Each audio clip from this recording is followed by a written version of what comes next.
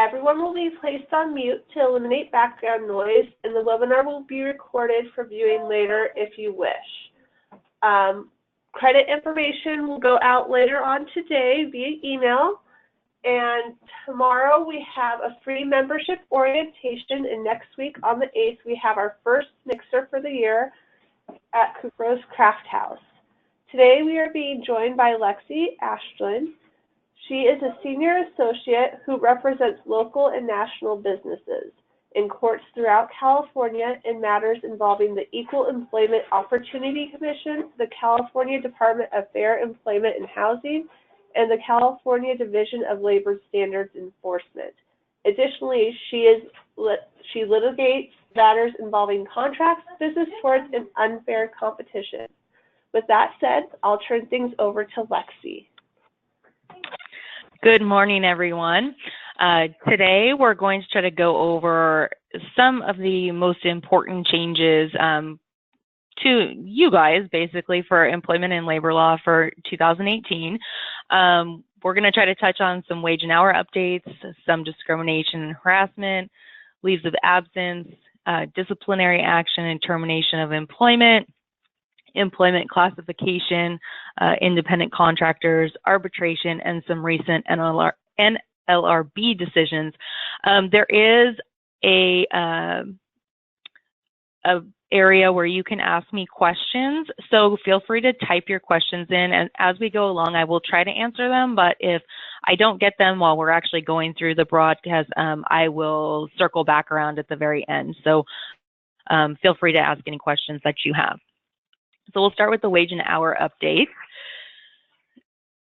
And most of you probably are aware of the increase in the minimum wage that will be gradually increasing over the course of the next few years. So this year, as you know, it is $10 an hour for those with less than 25 employees and $10.50 an hour for 26 or more employees, and it's going to gradually go up to $15 an hour by 2023. And that's just kind of one that I'm sure everyone's already aware of. Also, in the wage arena, there's been some changes to the Equal Pay Act. SB 358 amended the act, and it eliminated the same establishment requirement. So basically, this act, it still requires equal pay for work of a comparable character, and it clarified the affirmative defenses to mean a bona fide factors other than sex. Now, what does a bona fide factor other than sex mean? That can include something like a seniority system, a merit system, a system measuring earnings by quantity or quality of production, or other factors such as education, training, or experience.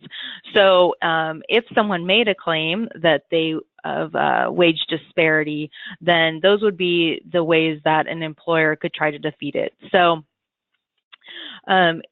what's important for you to know is it's still there, obviously. They've just kind of made some clarifications as to the requirements for making a claim under that. And it's just important for employers to know that they need to make sure that their job applications and hiring practices and policies assure that equal pay is provided unless there is some bona fide factor other than sex that would warrant a disparity in the wages. One of the big changes for 2018 is that employers are no longer allowed to rely on salary history information as a factor of determining whether to offer employment and also what salary to offer an applicant.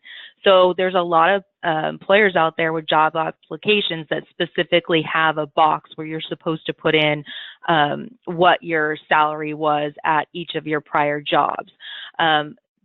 So it's very important for employers to go back and revise their job applications to assure that that box is not on there. Now, this doesn't prohibit an applicant from voluntarily disclosing their salary history or their starting salary needs. It's just, as an employer, you can't make that inquiry. But if an applicant goes ahead and discloses that to you, then you can use that information to determine their starting salary and whatnot.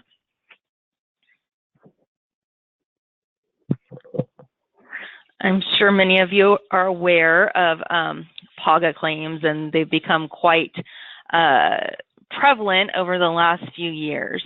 And there was a major clarification in PAGA pay stub claims this year in the case of Lopez v. Frant. And basically, in most pay stub claims, so if you have an individual who's making a claim that their pay stub did not have all the information required under Labor Code 226E1, they had to make a showing that the employer's failure to provide this pay stub was knowing and intentional. Now, with PAGA claims, though, the court has clarified that there is no requirement for a knowing and intentional failure to provide the adequate pay stubs. So it's a much easier showing for a plaintiff to make when they're making a PAGA claim because they don't have to meet that knowing and intentional threshold. So that's important because I think that's going to make a lot of plaintiffs that are filing wage statement claims are probably going to be adding the PAGA claims for sure because it's a lesser showing that they would be required to meet. Another very big clarification in the law came in the Mendoza v. Nordstrom's case. It was litigated for quite a while. It went up on appeal and to the Supreme Court and everything. And basically, what happened in that case is they're clarifying the day of rest rule, which, as you all probably know, is that the California day of rest rule guarantees employees 1 day of rest in 7. So the issue is, what does that mean as far as what is 1 day of rest in 7? How is that calculated? And what exactly does it mean when the statute said it prohibits employers from quote unquote causing its employers to work more than 6 days in 7? So this case provided a lot of clarification, and basically what they said was that causing an employee to work more than 6 days in 7 equates to anything other than absolute neutrality. Now, they also clarified that an employee can certainly choose to forego a day of rest in 7. However, they must be apprised of their entitlement to that day of rest. So an employer cannot encourage an employee to forego the day of rest or conceal the entitlement to that day of rest. The other point that the court made in this case is that there is an exemption for employees who work no more than 30 hours in any week and 6 hours in any one day.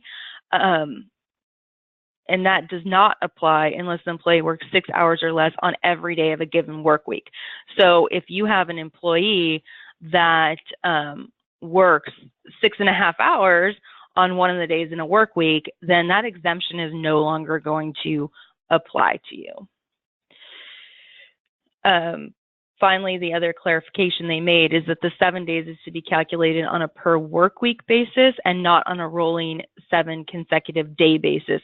And so what that means is an employee could actually work more than 6 consecutive days depending on how the employer defines the work week. So if then work week is Saturday to Saturday, then someone could work, like conceivably you could work, I think, like 12 days in a row if you had a day of rest at the beginning and a day of rest at the end of those weeks. So it's the important things to know for you as HR professionals is you need to have a well-defined work week, which should be set forth in your employee handbooks. It's another good idea to have in that handbook some sort of provision that advises employees that they have the right to that 7th day off, 1 day of rest within a given work week. It's also important that employers train all of their managers and supervisors that they cannot pressure employees to work more than 6 days in a given work week. And then finally, if you do have employees that wish to forego that day of rest in a work week, it would be a good idea to have some sort of waiver in place that they would sign. So have an agreement that if they decide to do so, that you would have them sign. You put that in your personnel file, so that you have documentation to help defend any claim if they ever later brought a claim saying that they were required to work more than they should have been working.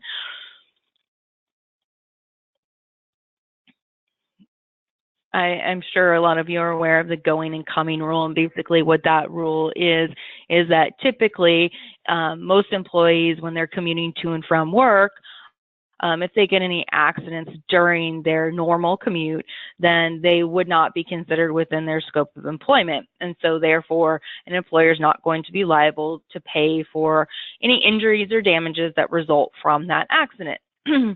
Now, there's many exceptions to this rule, obviously, but there's one exception, there's a special errand exception, and that rule applies if during the commute, an employee runs an errand for an employer. So if the employer asks the employee, hey, I need you to take this package to FedEx for me on the way home, then that would be a special errand because the employer has directed the employee to do something for the employer on their way home. Now, the clarification law came in Morales versus Genentech, and in that case, the court clarified that an plaintiff/employee who's in charge of their own department at their place of employment cannot order themselves to return to work in order to invoke the special errand exception.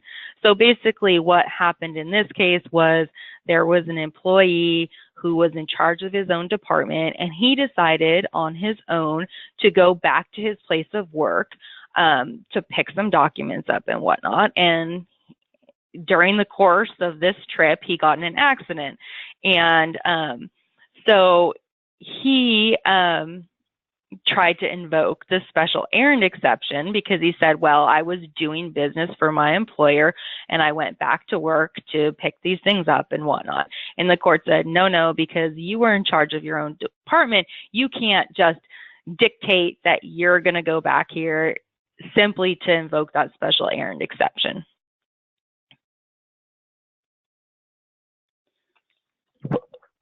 So now we're going to be moving to the employment discrimination and prohibited harassment, which this is a very hot topic nowadays, just discrimination, harassment in general. So there are some important changes that have happened in this area for 2018. The first one is there's now a ban on criminal background history inquiries. So basically, an employer now cannot include on any application for employment any question that seeks the disclosure of an applicant's conviction history. Now, this is a very large change. A lot of employers ask for criminal background history at the application process. Some run some background checks at the initial application. And that is a very, this will be a very big change because that's no longer allowed. And it also, this bill also prohibits employers from inquiring into or considering an applicant's conviction history before the applicant receives a conditional offer of employment. And the final thing it prohibits is to consider, distribute, or disseminate information related to arrests that did not result in convictions resulting in diversion programs, and or convictions that were sealed, dismissed, expunged, or eradicated. So while this prohibits an employer from asking about the criminal background at the application process, they can still make this inquiry once a conditional offer of employment has been made. So let's say you have some applicants, you decide that you like a candidate and you make this conditional offer of employment, and then you run the background check. And let's say in the course of that background check, you find out that they have some criminal background that would disqualify them from their position. If that happens, then the employer must give notice to the employee that they've conducted the background check and that they've found a disqualifying conviction. The employer then has to allow an employee to respond to the notice within 5 business days, and the employer also has to advise the employee that they have the right to submit evidence of rehabilitation, any mitigating circumstances, etc.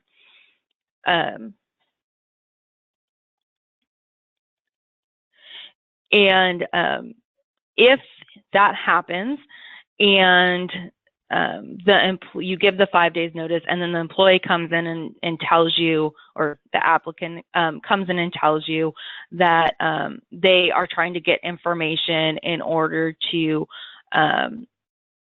show you that they should still be employed by you regardless of this disqualifying offense, the employer is required to give them additional 5 days in order to obtain that information to dispute the conviction. So at that point, if the employee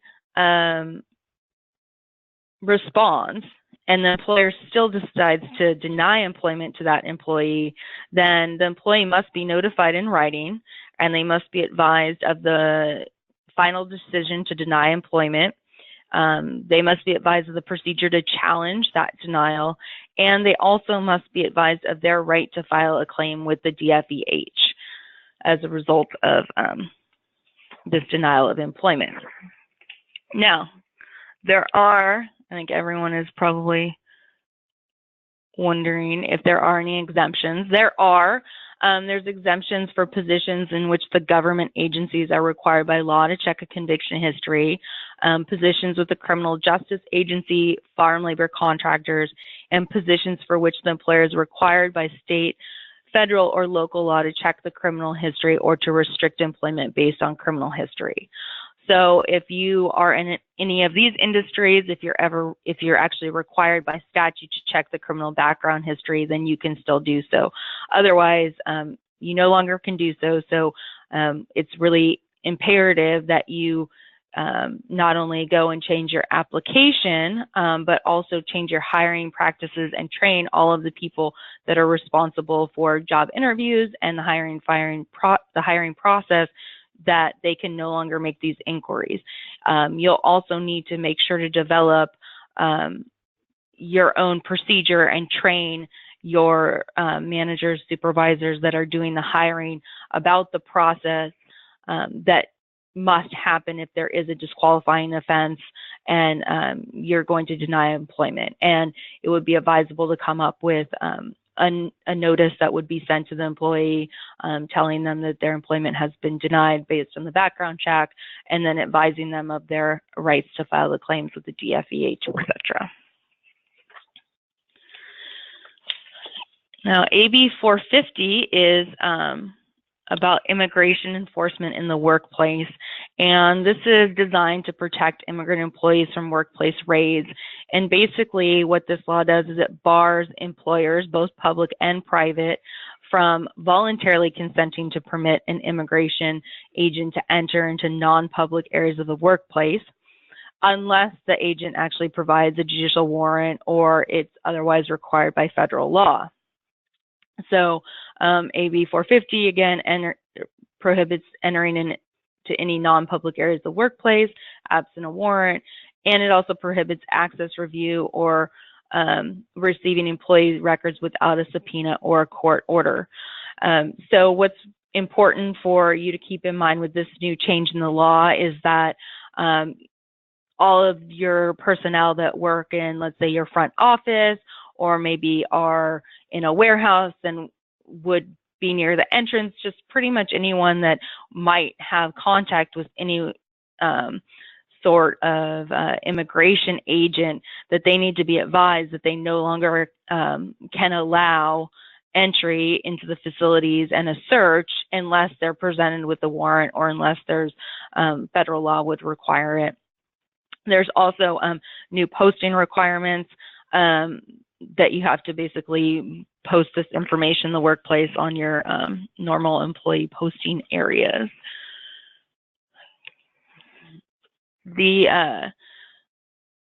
There's also been a change as to national origin discrimination, and this new bill protects both applicants and employees, and it makes it illegal for employers to request more different documentation than is required under federal law, to refuse to honor documents that reasonably appear to be genuine, to refuse to honor documents or work authorization based on a specific status or any specific term that accompanies the authorization to work. It also prohibits employers from attempting to re-verify or reinvestigate an employee's authorization to work. So with this change in the law, it's important that you update your equal opportunity policies to ensure that they're in compliance with this law. So you'll need to add in that national origin discrimination, including immigration status, is prohibited by the company. You also will need to train your human resources and management personnel to ensure that the hiring practices are in compliance with the new law. Now, I think one of the most common questions I've been getting recently is just about harassment training, given what has been going on in the news. And there is one change in the harassment training, and that is that for employers with 50 or more employees to provide, it's generally required that you have to do 2 hours of sexual harassment education and training to supervisory and managerial employees every 2 years. What the new law requires is that the training also include components on harassment based on gender identity, gender expression, and sexual orientation. The training has to include practical examples of harassment based on gender identity, expression, sexual orientation, and it must be presented by qualified trainers. It also requires that notices be posted for those with 5 or more employees regarding transgender rights, and those notices will be developed by the DFEH.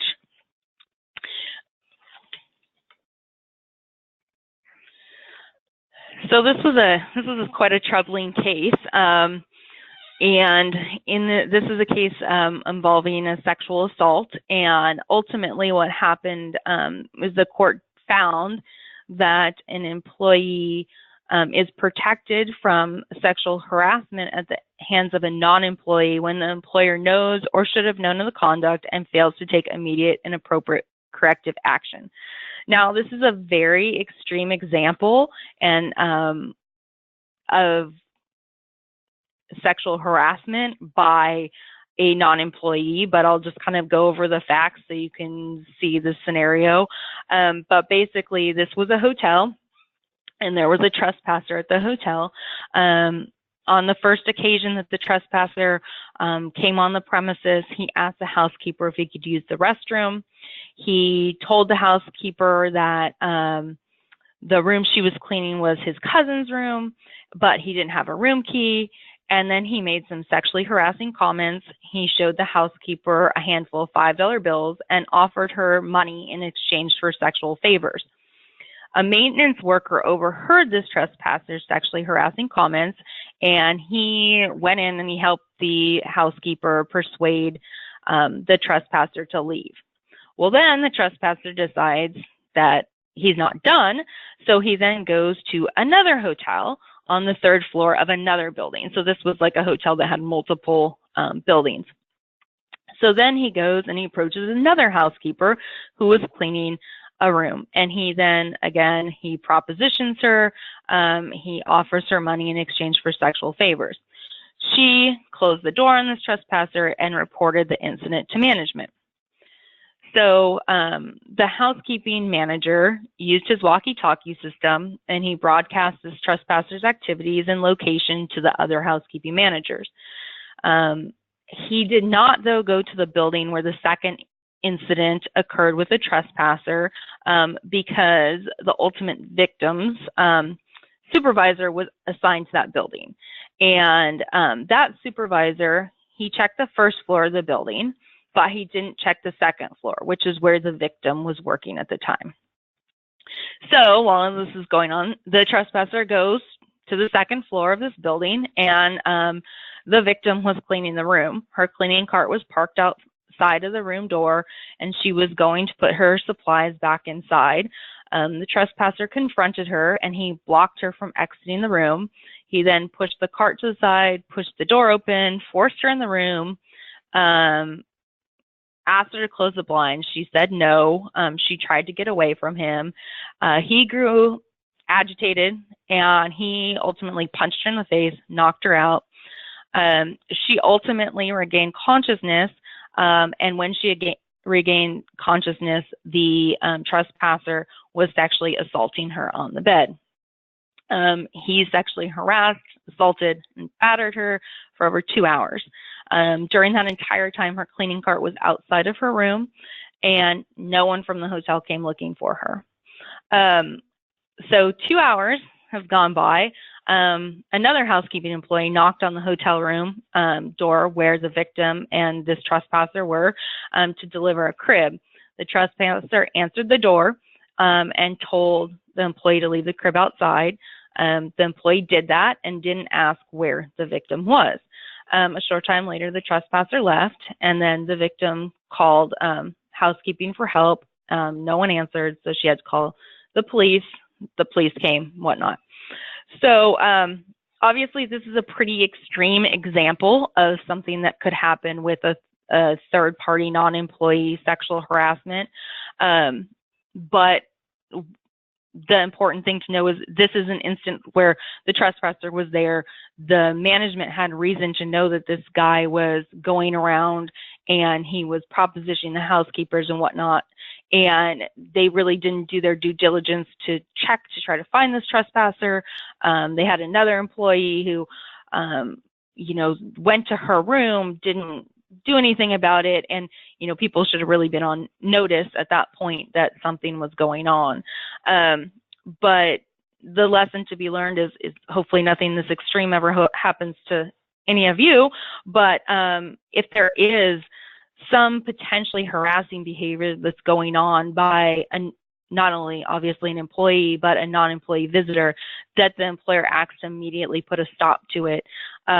It's also imperative that management is trained to assure employee safety, including looking out for these non-employee people that could be harassing your employees. All right, so we'll move on to the leave of absence. These are all, there haven't really been changes here. We have, FMLA, which applies to 50 employers with 50 or more employees, 12 weeks of unpaid leave for birth of child, adoption, care of a serious health condition of employee or employee's close family. And then you have California Family Rights Act, which is basically like FMLA, except for pregnancy and military caregiver leave are not required. We have the ADA that requires any employer with 15 or more employees to provide reasonable accommodations for disabilities. The Fair Employment and Housing Act, employers with 5 or more must reasonably accommodate employees with physical or mental disabilities unless it would cause an undue hardship. Pregnancy disability leave, 5 or more employees is required to provide 4 months of unpaid leave per pregnancy to employees disabled by pregnancy, childbirth, or related condition. Workers' comp leave, leave if an employee is temporarily or totally disabled due to work-related illness or injury. So one big question that people ask a lot is, how do the leaves interact? Pregnancy disability leave, that runs concurrent with FMLA, but not CFRA, which means that an employee disabled by pregnancy has an entitlement to up to 7 months of leave. Under work comp, ADA, or FEHA, that may be in addition to leave provided under FMLA or CFRA, but it also may be the only leave required for employers with 50 or more employees, fewer than 50 employees. Sick leave, employers must provide at least 3 days or 24 hours of paid sick leave for employees suffering from illness or injury. It also may be used for the diagnosis, care, treatment of condition of an the employer or the employee's family member. Vacation, PTO, employers, it's not required, but employers may provide time off for employee for vacation or PTO. Vacation pay accrues as it's earned and can't be forfeited even upon termination of employment. Bereavement leave, again, this is an optional leave that can be provided by employers, and they can kind of set the parameters of that as far as how many days and the relatives that would be included in bereavement leave. Military leave is leave for employees who are on active duty for training, initial active duty for training, inactive duty, full-time National Guard duty, or for examinations to determine fitness for duty. Employers are also required to provide employees with time off to attend disciplinary conferences for their children who are in school. Also, time off for voting, that's required for all employers to provide to employees if an employer does not have adequate time to vote after work hours. The first 2 hours of the leave must be paid, but any additional time can be unpaid. Time off for during witness duties. Again, employers must provide the leave as necessary to attend jury duty or perform witness duties. One of the big things that a lot of people ask about jury duty is whether it's required that you pay employees. And for non-exempt employees, you're not required to pay them at all. For exempt employees, it's a little different. If an exempt employee works any time during the week that they take time off for jury duty, they're required to be paid for that work week. Domestic violence leave, employers with at least 25 employees must provide leave to seek medical attention for injuries caused by domestic violence, sexual assault, or stalking. It also provides time off to care for family members who've been victims of those type of crimes. Now, this is a big one, and this has really caused a lot of changes to be implemented by a lot of employers. California has enacted the Parent Leave Act, and that amends CFRA. It allows employees who work for an employer with 20 or more employees within a 75-mile radius to take 12 weeks of unpaid leave for new child bonding purposes. The law applies to both private and public employers. It applies to employees with more than 12 months of service with the employer who have at least 1,250 hours of service with the employer during the previous 12-month period, and who work at the company in which the employer employs at least 20 employees within 75 miles. This also requires the employers to provide the employee with a guarantee of reinstatement to the same or comparable position following the leave. Basically, this parental leave law, it really it tracks FMLA as far as, but it's just, for the parental leave. So if you have 20 employees up to 49 employees, then you're required to comply with the parental leave law. Once you get to 50, obviously FMLA then would take over, and you're not required to both provide parental leave and FMLA. So one of the issues that employers have asked is if you have fluctuating numbers between, let's say you're not always at 20 employees or above, sometimes you might fall to 18 or 17 or whatnot during a given year. The law doesn't specifically clarify how to calculate the number of employees as far as how much of the year you have to have that many employees. FMLA does, parental leave law doesn't. So basically, if you have or you anticipate you're going to have 20 employees for, a work year, it's advisable that you just go ahead and comply with the parental leave law. And so going back to that, just that's very important with the parental leave law to go back and revise your employee handbooks and whatnot. You also may want to develop a notice that would go out to employees, notifying them when they go out of their rights under the parental leave law, their right to reinstatement, and address the issue of benefits while they're on leave. This parental leave law does not affect an employee's rights to take up to 4 months of leave for pregnancy-related disability, in addition to this 12 weeks of parental leave. So this is really the part that is troubling to a lot of employers, because 20 employees isn't really that many, but you're now, if someone is taking parental leave and pregnancy disability leave, they can take a substantial amount of time off. Moving to the disciplinary action and termination of employment. SB 306 now authorizes the Labor Commissioner's Office, even if they don't receive a complaint, they can investigate an employer when it suspects that retaliation or discrimination has occurred, either during the course of adjudicating a wage claim, when they're doing a field inspection concerning labor standards, or if there's instances of suspected immigration-related threats. I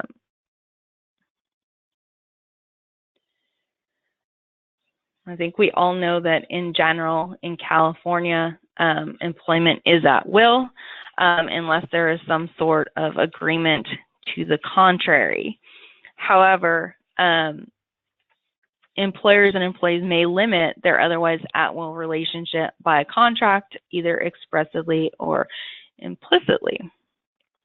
So we have this example where we have an employee who was hired over the next 7 years. He received a series of salary increases, promotions, bonuses, awards, and superior performance evaluations. His boss made repeated oral assurances of job security so long as his performance remained adequate.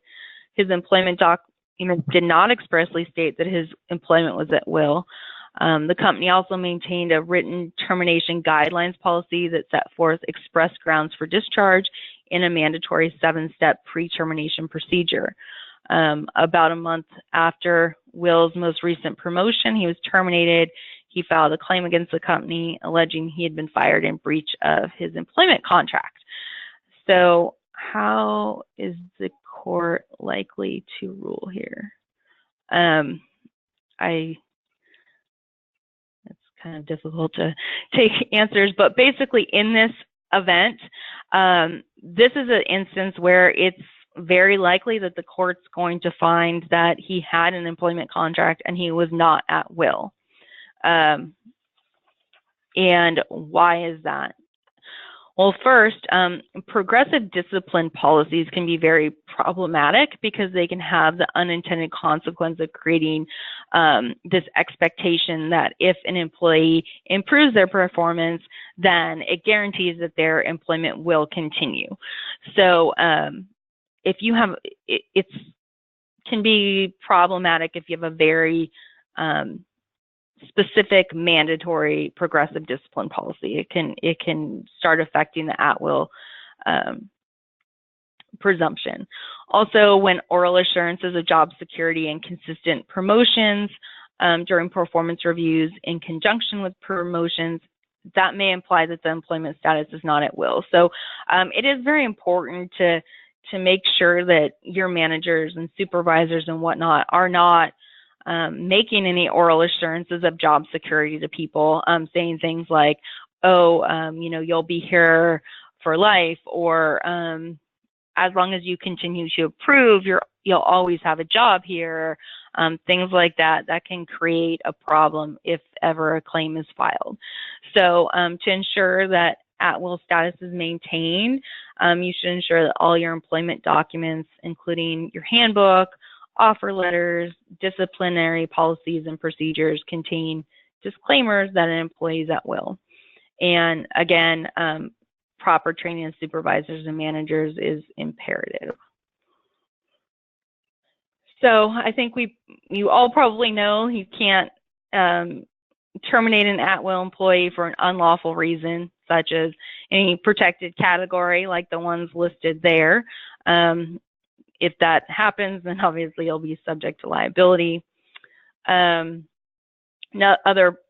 prohibitions on terminating an at-will employee is you can't retaliate against an at-will employee for protesting in-house reporting or outside whistleblowing against discrimination, harassment, wage and hour violations, unsafe work conditions, rest, break, and mealtime violations, filing administrative complaints, workers' comp claims, or taking time off for protected leave.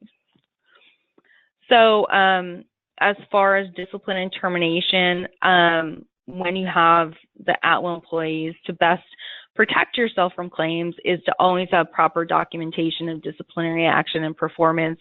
I can't stress enough how important it is to document things. Sometimes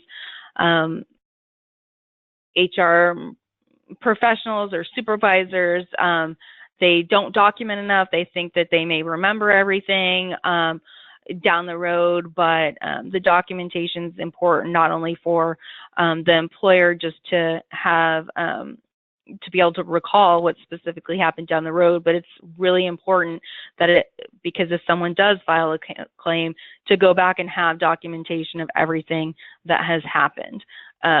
So that's probably the biggest thing to always keep in mind, is to make sure you have enough documentation on your employees.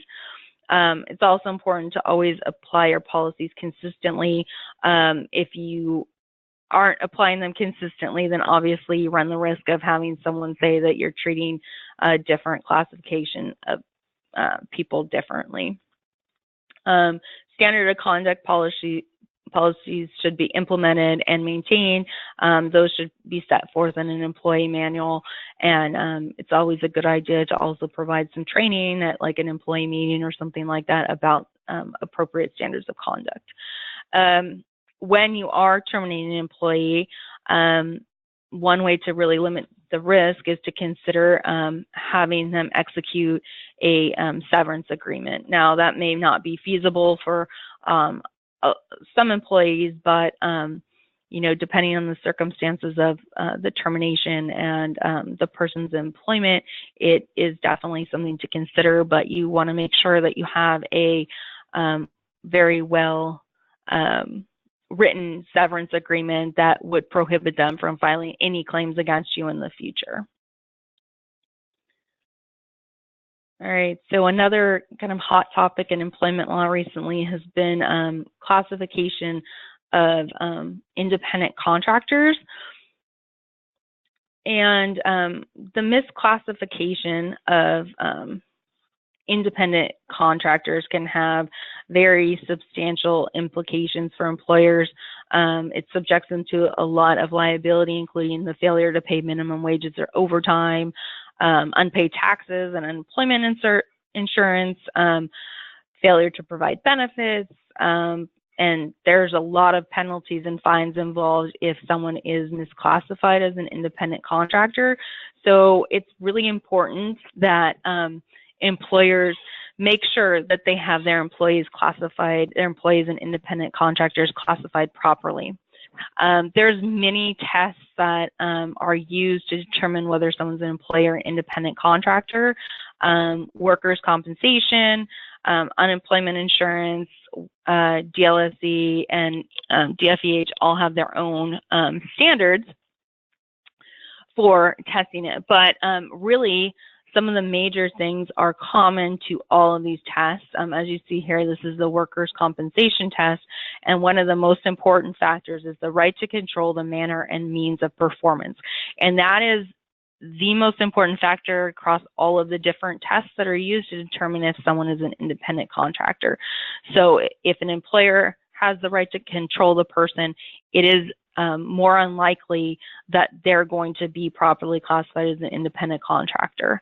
And by controlling the manner and means of performance, that includes things like making their schedule as to when they're going to work, dictating how they carry out their job duties, whether it's the same business as the employer. If it's the same business and it's a position that's integral to that business, it's less likely to be an independent contractor. Again,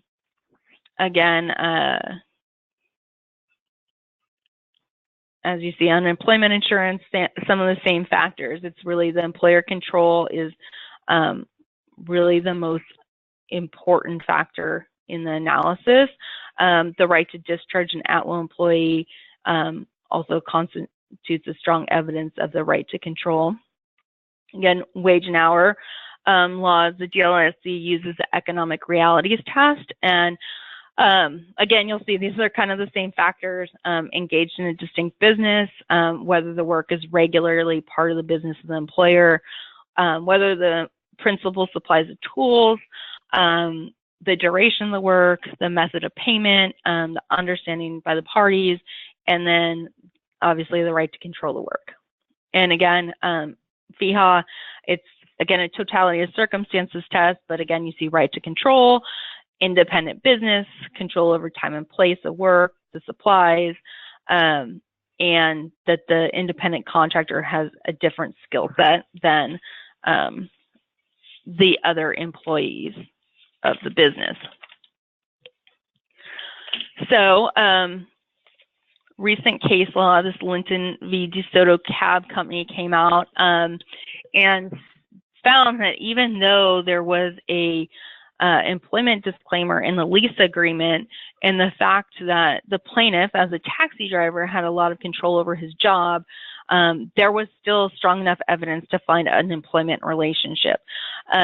So one of the key things that they said is, labels used by the parties are not dispositive.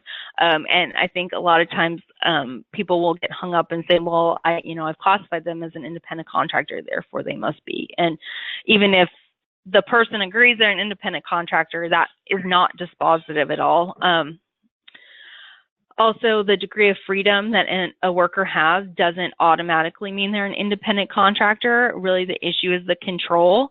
And in this case, the employer terminated the relationship based on a single passenger complaint without conducting an investigation.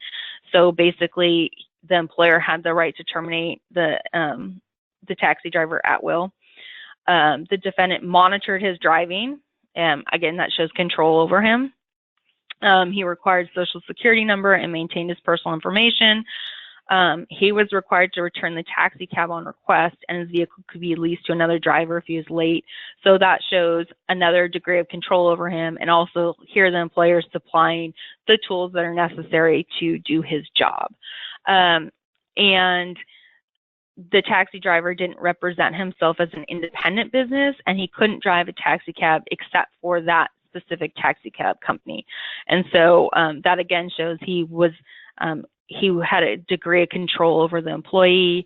He wasn't engaged in a separate and distinct business of the employer and whatnot. So the court found that there was in fact evidence to find he was an employee.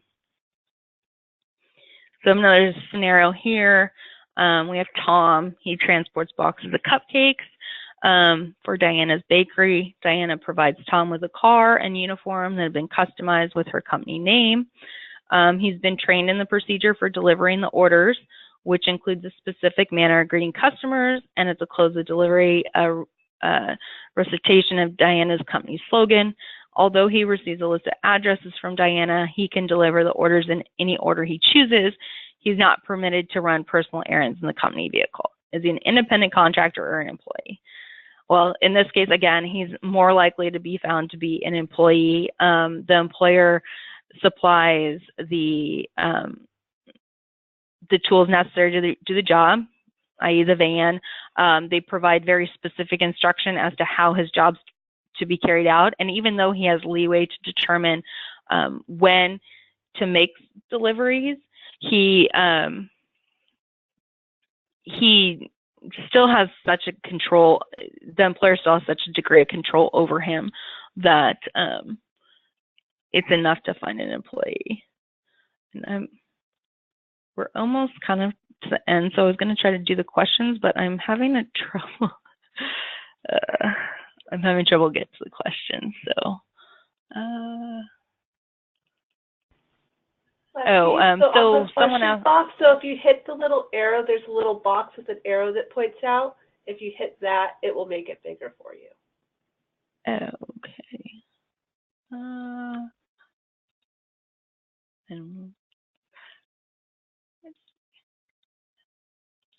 I see it. All right.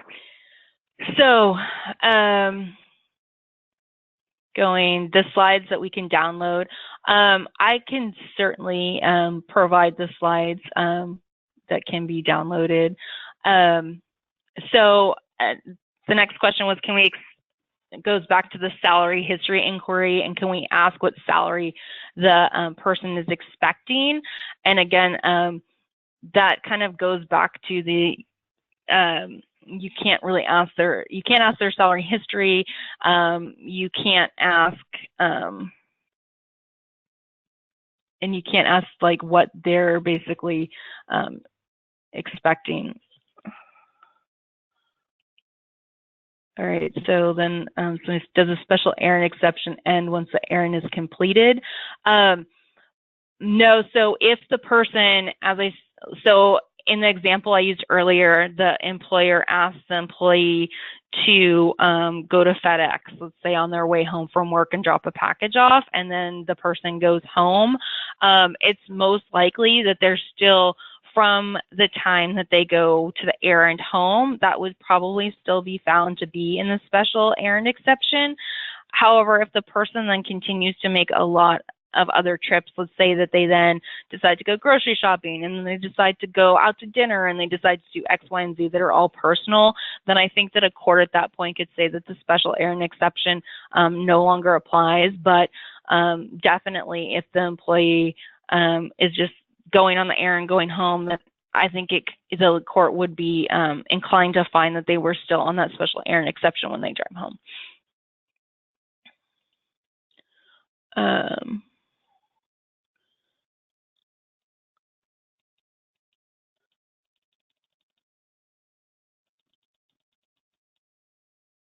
Must we remove the desired salary option from our application? It kind of is tricky as far as desired salary. I mean, as long as you don't ask their salary history, I mean, I think that you can probably put what their desired salary is. They can ask that, but I think that at the same time, you run the risk of someone trying to make a claim that they were not hired because they put a higher salary down, like asking initially, than another applicant. So, you kind of do run some risk in just even asking desired salary option. I mean, I think you probably still can, technically.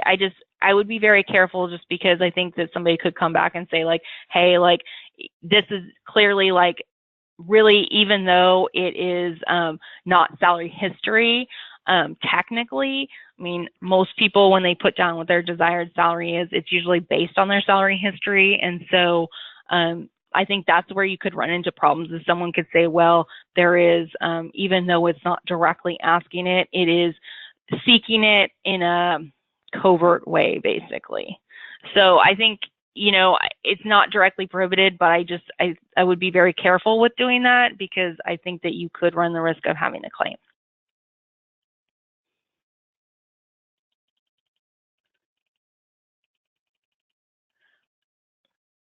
Let's see.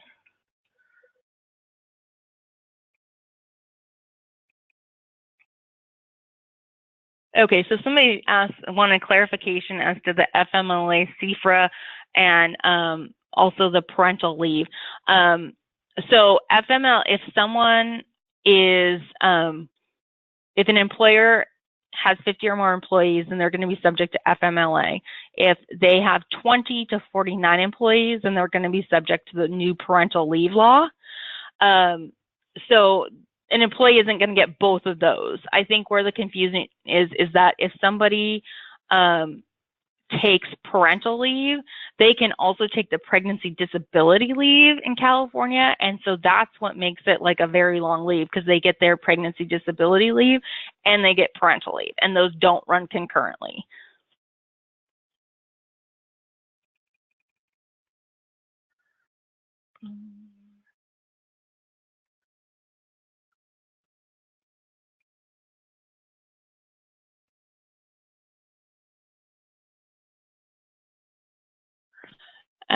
So somebody asked about physicians as independent contractors. That, again, gets pretty tricky, just because, again, it goes to this issue of the degree of control over the employee / well, I guess the person doing the work, and whether that physician, let's say, is a distinct business providing a different service, whether that person provides their own tools and equipment, whether they set their own schedule hours of work. It's really factually dependent. So let's say you have a dental office that just does general dentistry, but then you have one person that comes in and they do, let's say they do specialized dentistry, and they do, all they do is they do dentistry for children with special needs, let's say. And you could argue that that's distinct from the rest of the business because they're providing a service that is different from what the regular practice provides. And then if that person then also had the ability to set their own schedule, they didn't hold themselves out as necessarily part of that practice as like, I'm part of XY dental group, but kind of maintain their own identity. And also if a physician, let's say, contracts with multiple medical facilities, that would also show that they're not an employee. So it's really kind of factually dependent when you're trying to do an analysis of the independent contractor situation, but you can have physicians that are independent contractors. Again, it just kind of depends on the specific situation.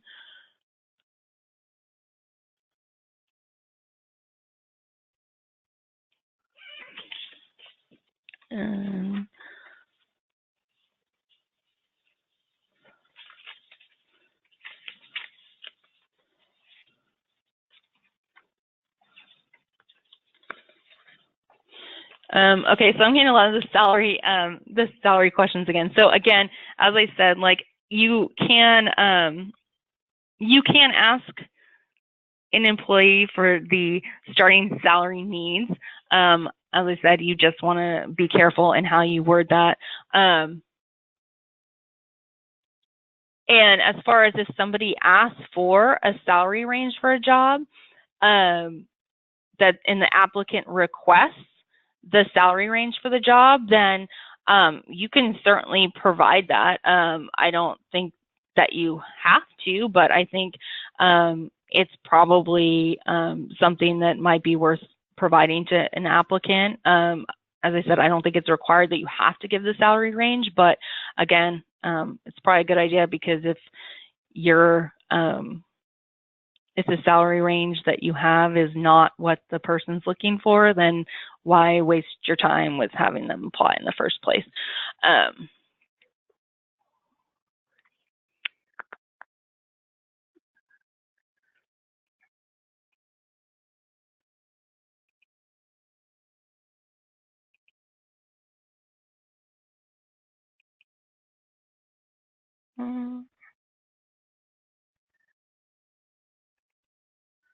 Okay.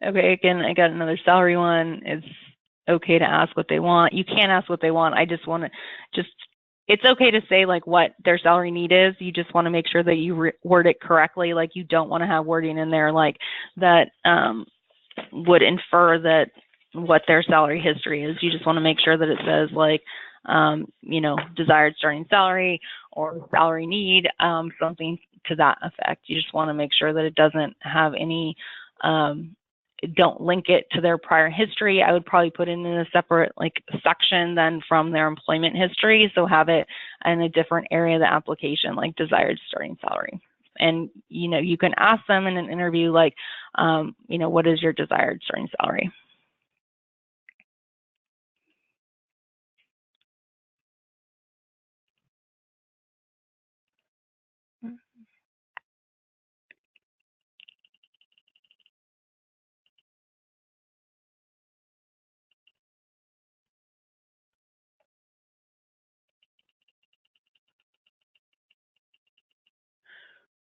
If it says, we have a question, if two employees are married and they work for the same company, do they each qualify for FMLA/CFRA, or do they split it?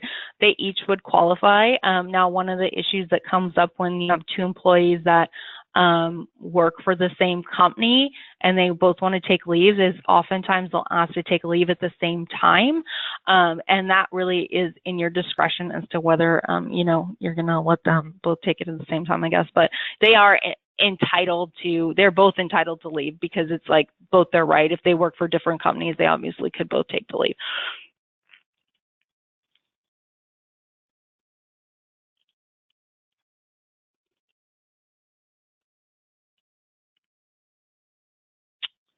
All right, well, we're at 11 o'clock, so thank you, everyone. And I can provide the slides to Jenna, and if you want them, she can email them out to you. All right, thank you, everyone, for attending today's webinar. Like I said, it was recorded, and it will be available on the website and the webinar archive for you to view at a later date. And I will be getting out the certificate information here shortly to you. Have a good day.